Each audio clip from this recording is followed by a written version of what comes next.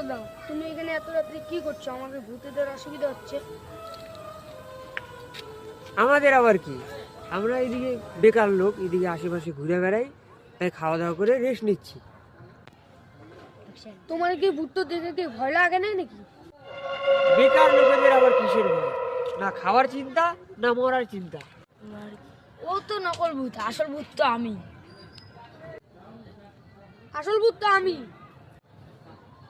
আসল ভূত তো আমি। এ দেখো, আমি লাইটারটা জ্বলাই, আসল ভূতকে ধরা পড়ে যাবে। কি রে, দুটোর মধ্যে কেউ আসবে না, তার মানে তোরা দুজনই মানুষ। এখন ওই লোকটাকে দেখি তো। আরে ওই লোকটা গেল কই? কি রে, ওই লোকটা গেল কই? হ্যাঁ, ওটাই ভূত ছিল।